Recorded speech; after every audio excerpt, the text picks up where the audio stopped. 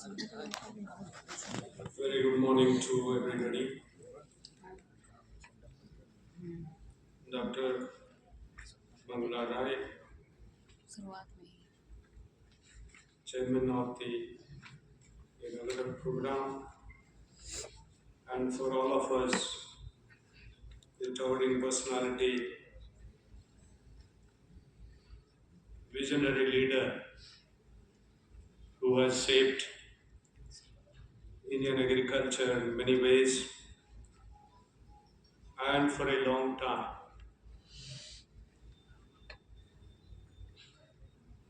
Dr. G.P. Singh, Director of the prestigious institute,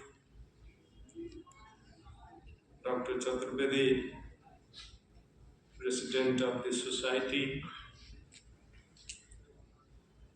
past directors of the institute, many dignitaries of the dais, stalwarts in their own fields, and particularly in relation to pulses. Of course, there are many delegates from different parts of the country, and maybe some of you are from abroad. The staff, scientists, and others from the institute, the representatives of press and media, they are present here. Good morning to all of you, and a hearty welcome to this national conference on pulses.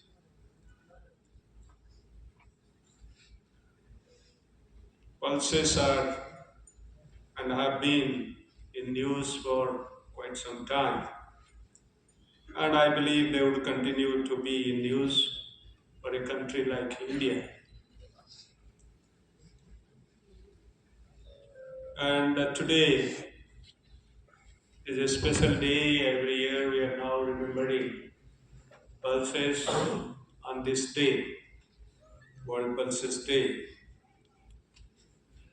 globally. When it was first initiated, a lot of efforts were made. The FAO and other arms of UN, they were all engaged in promoting pulses globally. And today, we are slowly getting used to it, that pulses have become part of our activities in terms of not just discussions, but also as it has been designed with regard to the theme, the title of this conference, in the context of pulses have been discussed in the context of sustainability. Globally, we talk about sustainable food systems, and pulses very prominently figure in that context of sustainability, and also in the context of nutritional security, and more so for India, having a large vegetarian population. Under changing climate, as it is going to be discussed in this particular conference, the relevance of pulses, how pulses can be mainstreamed, not just part of food purpose to address protein needs and deficiencies, but also in the context of the sustainability. Pulses, planet and people. Chairman sir was asking that why this has been chosen. and how the different sessions have been planned. But certainly, pulses, as it is being discussed globally, have a relevance with regard to people because of nutrition, and also planet because of the sustainability aspect, where, as I said, pulses figure prominently. What extent we are able to mainstream and what extent we are able to utilize pulses for these purposes, that's a different story. The previous two speakers have already given you broad background, a lot of information, and also all of you being associated with the pulses know lots about pulses, the production, the consumption, where we are and where we should go. At country level, there is a pulse mission, and pulses were tried earlier and with a fair degree of success. In fact, before I joined ICR, there are some discussions, planning happening to increase pulses production. So it was hovering around 16 million tons, 16 to 18 million tons. 1 year it was about 18, 19 million tons prior to 2016. And then it came down to about 16 million tons. And there was discussion, and Niti Aayog came out with some kind of assessment that how much we need. So that time, one assessment said that we need about 26 million tons. And today, we say we are falling short of, we are importing. That's the reason probably we say that probably we'll be needing another 4 to 5 million tons. So when we are thinking about increasing production and planning, there are many things which were implemented, including seed hubs, and various other measures were taken. And I remember vividly Mr. Sanjay Agarwal, the then Secretary Agriculture, not the current Joint Secretary Agriculture, Government of India, Secretary Agriculture, and we discussed how do we increase the variety replacement rate. And we shared that only those which are having just 5 years of life after release, they will be promoted, not the older ones. In certain cases, then subsequently we allowed 10-year-old varieties. So many new varieties went to the field, so variety replacement rate increased. There are a lot of varietal mismatches in leadership production. Dr. Chaturvedi was telling that why leadership production has gone down. There are many reasons, and you know also partly. So we tried to address the seed replacement rate. In certain cases, in certain states, it was not even 10%. There are difference state-wise, quite a bit of variation. And yesterday we was discussing, and it has gone above 30, 35, 33, 34% seed replacement rate. So those were the days when we were implementing some way pulses mission. Today we have clearly defined pulses mission. And efforts were made. Dr. N.P. Singh was director. Many places we visited and saw how the programs are being implemented. And certainly there was a jump. 6 million tons initially, then it went up to 8 million tons as compared to the previous year, which was 16 million tons. and 28 million tons. It touched 28 million tons. So almost, I would say that 10 million tons additional production of pulses. And we were almost self-sufficient, and we procured some pulses that time, but imported, because we had agreements and anticipating that we will not be able to produce that much which is required. And because of agreement, we purchased. Almost there. The estimates say 26 million tons, we are around 27 million tons.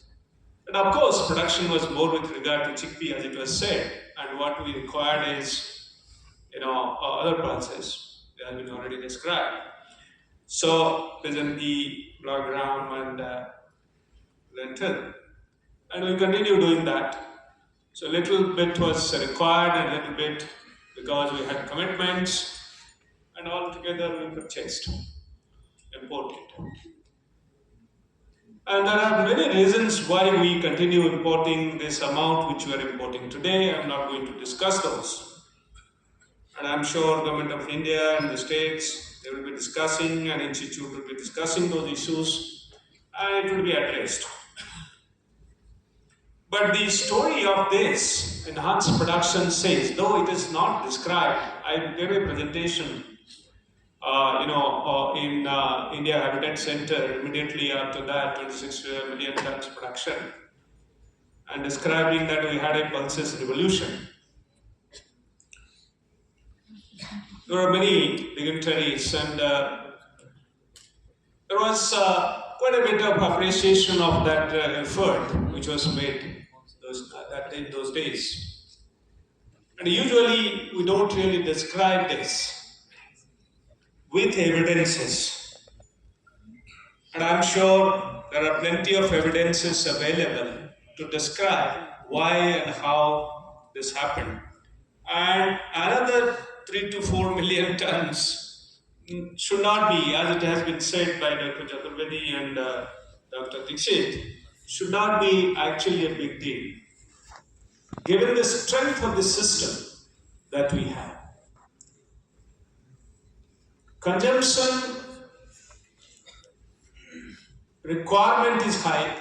What is recommended is quite a bit of huge range, 40 to 80 gram per day per person. That's the kind of recommendation, depending on who consumes what and what is the requirement, region-wise, individual-wise, and all that. So it's a wide range. And what is available is quite low. This actually per capita availability is not even 20 kg per year. So obviously availability is much below what is actually recommended. But the consumption is not as much what is required to happen. It's not happening. So when there is a requirement of higher consumption, why consumption is not happening? Just because of availability or accessibility, the prices being high,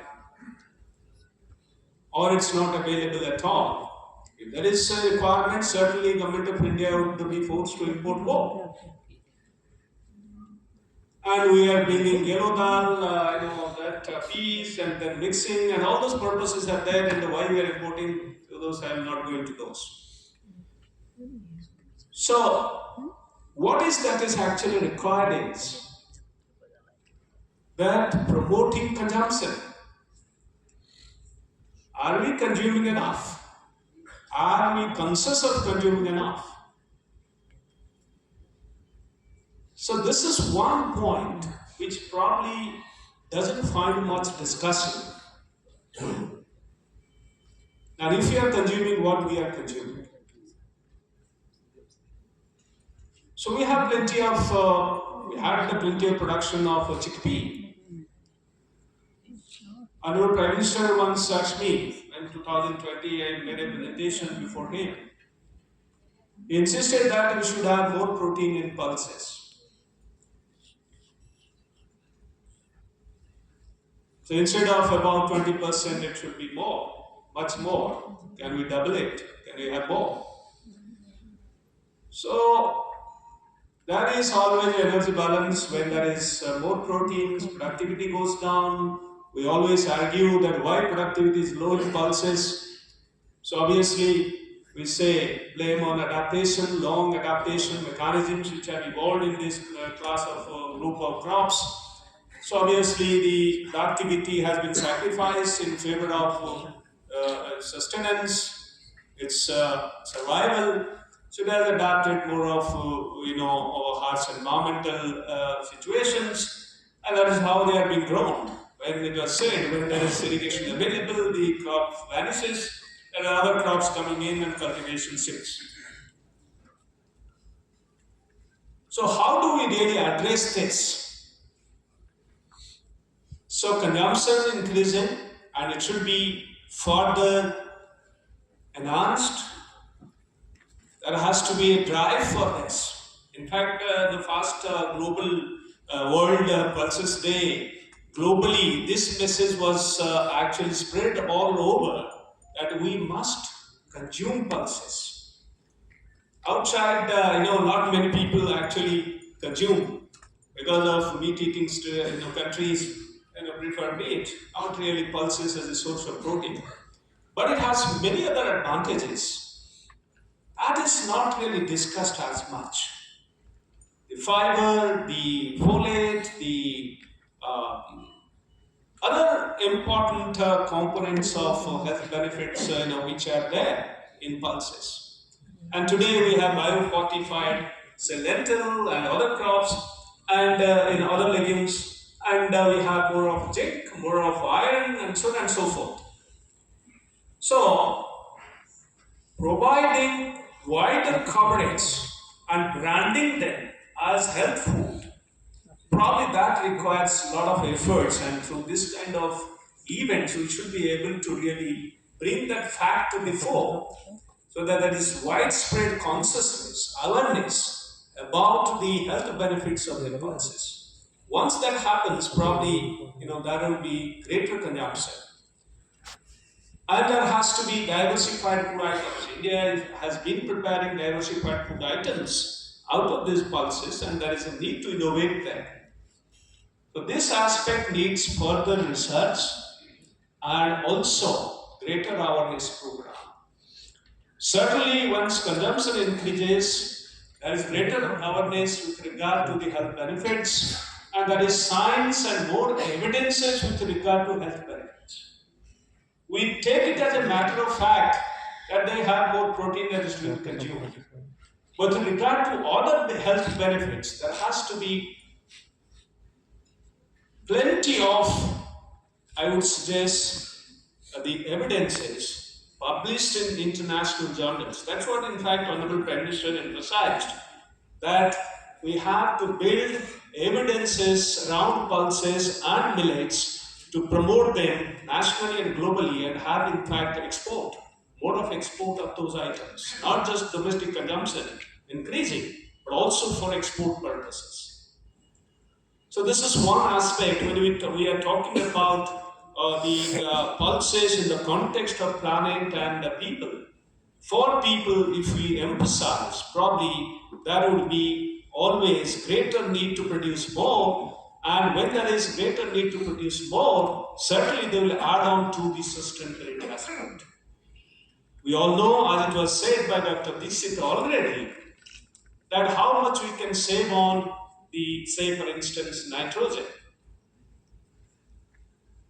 It said that on an average, they leave, after the crop is harvested, they leave about 15 to, say 20, some estimate says about 40, 46, kg nitrogen.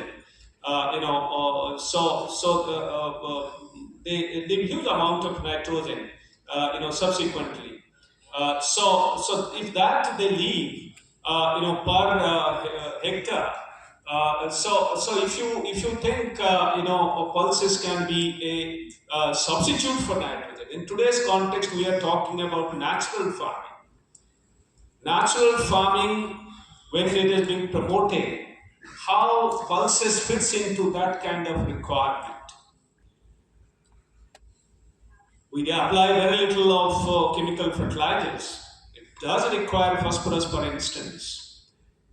What extent we can fit there and add more of organics and have higher productivity of pulses. And so build around pulses the sustainability. So adding carbon to soil. Yesterday I was discussing how much carbon it adds to the soil. So we can have around pulses many facets or aspects of sustainability which needs to be highlighted, which is not really highlighted as much. Because we need to build that kind of data, long-term experiments. We have rice wheat pulses. We are yet to build pulse experiments as one kind of treatment. 3 pulses or 2 pulses at least, and compare with others, and then see what happens to the soil carbon, soil nitrogen, and soil microflora. And probably that aspect needs greater emphasis. So the sustainability with regard to soil microbiome analysis in greater detail across different situations in this country. We have a tropical environment, we have subtropical belts, and what happens to the microflora? We talk about rhizobium, and as I said, I keep telling that rhizobium inoculation has not gone beyond 10%, around, maybe somewhere a little more, but not really 10% inoculation happening. So what happens to the native rhizobium? Whether we are promoting or when we inoculate, the competition eliminates those and we don't have net benefit out of it. So this is the time to ponder about and do more science and build technology based on evidences so that there is greater amount of sustainability, more carbon, nitrogen requirement reduced, microflora population promoting in that direction of greater growth promotion and greater, rather lesser nutrient use, and external application drastically reduced. And in the process, the pulses promoting sustainability. And this has not gone into policy making. We have a data requirement, we are importing, substitute import and go for pulses. But as it was said, we are now trading carbon. The sustainability as an issue, tradable issue, carbon being one component of that, how pulses fits into that particular aspect, and can we really trade pulses cultivation in that context when you are trading carbon? So the aspect has to be highlighted more and more so that pulses are mainstream and farmers go for pulses rather than avoiding it. Government need not come forward to promote them. Farmers will adopt them because there will be profits they will be getting from pulse farm because of the carbon credit or the sustainability credit that they will be receiving because of pulses cultivation. There are many things to talk about, and we'll be listening to our chairman sir because he has so much of experience and knowledge, and we'll learn from him. But certainly, there are many things, and you'll be deliberating in this conference and providing recommendations. The plants, the crops, as I said, that yield and productivity is low. When you say per hectare productivity, there are many factors. There are a lot of yield gaps. When I did analysis, so yield gaps go up to 60%, for instance. In our own farmers field demonstrations, and then farmers field data when farmers have his own crop, and the difference is huge.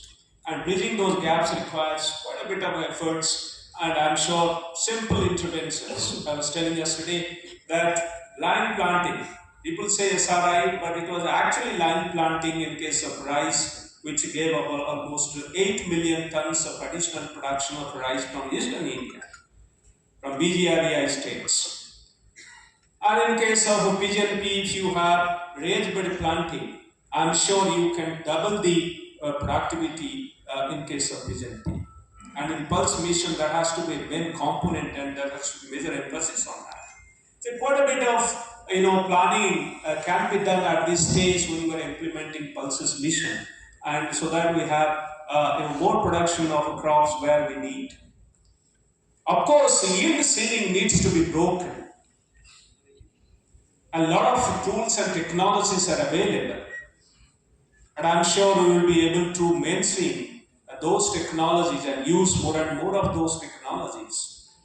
There is gene editing today, and I'm sure the kind of program you have now, the new labs coming up, programs coming up, and I'm sure newer targets, gene targets, and new ways of dealing with those. I'm sure it would be a big impact technology in a few years' time. The Rengesing is here, the sequence PGNP, and we can actually utilize that sequence information for PGNP itself. A lot of work is happening already in chickpea. But I think in PGNP we have to do a lot more to manipulate the plant type, the architecture, the partitioning, and so on and so forth. A lot more to talk about. I believe we'll be discussing all this. Number of legumes are sequence, T2T sequence, telomere to telomere sequence without any gap. That time the technology was not available, and now we can easily, with lesser investment, we can do that. Particularly chickpea and PGNP. Mungbean is already done, we can do black gram, and we can do other crops of interest, and lentil for instance, and contribute to the genomic tool utilization very efficiently to improve pulses. We did not succeed in case of transgenics in pulses. It still incubates in the labs. It didn't go beyond. But with regard to genome editing, we should be able to deliver varieties in the farmer's field. The climate resilient ones and the ones where the yield ceiling is broken from 2 tons per hectare to we go to 4 tons per hectare. Can we do this without increasing duration? So I believe there is opportunity, and there will be deliberation and policy. Of course, it was mentioned, but how we can policy as a pulse mission, and obviously you can bring all other aspects into it. And how do we also take along private entrepreneurs along with us to produce biofertilizers, biopesticides, and we wanted this in previous phase as well. And there's not plenty of these available. Enough seed is being not produced. In fact, the certified seed, whatever is required, as it was said, is not available.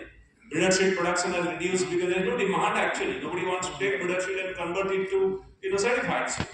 So the way this is being done in states, so I'm not going to those details. So there are issues to address, and I'm sure this gathering would have recommendations which would address some of these issues and many more which I have not spoken. Chairman sir would be covering and then talking about, and you will be deliberating in your respective sessions. And you are the best judge. Who would be there to implement this? And if we don't have commitment to do, who else would be doing? What is required is today's commitment. And if we have commitment, we will be able to deliver. With this message, I stop here. And thanks to Dr. Dixit and Dr. Chaturvedi for inviting me and giving me this opportunity to be here. And also thank you very much for your patience and kind attention. And wish the program grand success. Thank you very much.